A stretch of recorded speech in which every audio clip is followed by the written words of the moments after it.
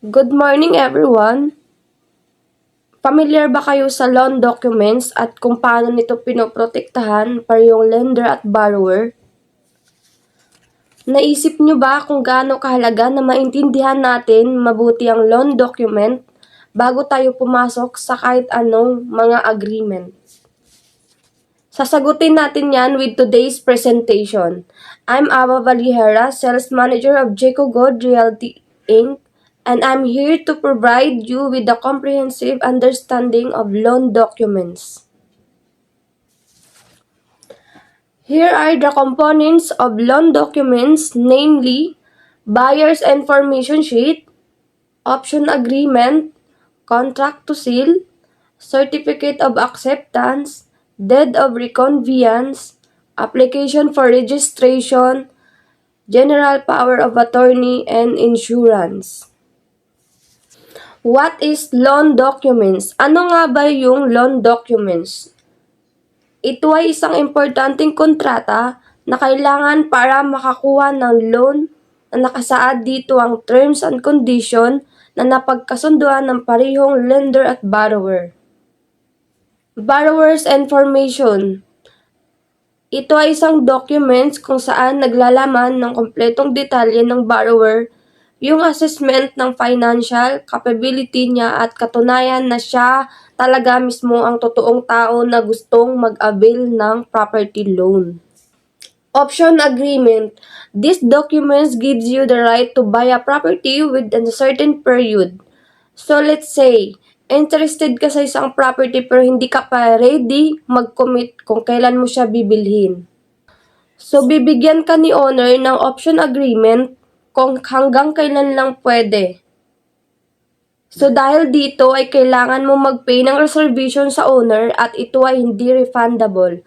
So kung meron ka na nito, naka-reserve na sa'yo ang property sa period na napag-usapan nyo ng owner.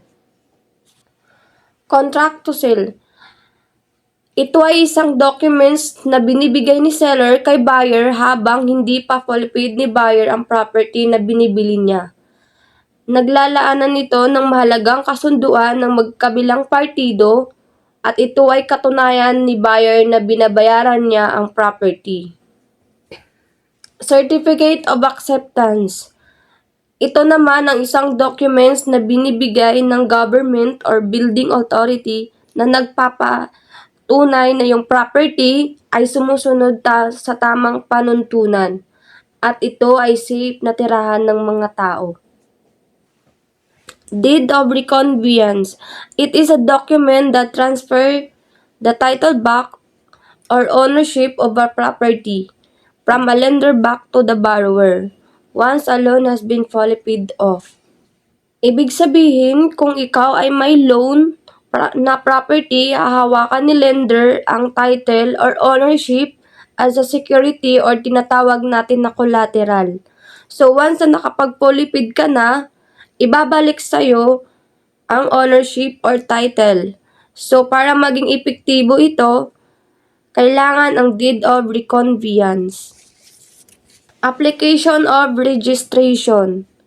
This document refers to the process of officially recording the loan agreement and related documents with the government, agency or registry. Ito ay isang protection para sa lender and borrower, patunay na recorded ang transaksyon. Kaya ito ay legally valid and enforceable. Kaya if case of default or hindi makabayad si borrower, may karapatan si lender na i-foreclose ang property. General power of attorney. It is a legal document that allows someone you trust to decision and take action on your behalf.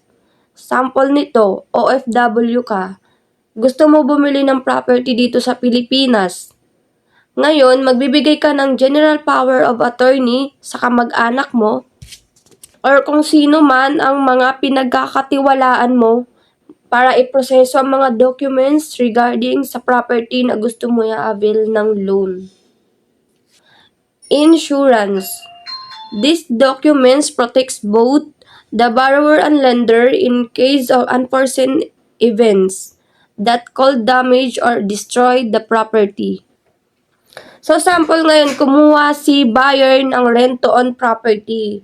Hindi naman hinihingi may mangyari kay buyer at mawala siya, automatic, fully paid na ang property at ibibigay sa mga beneficiaries nito.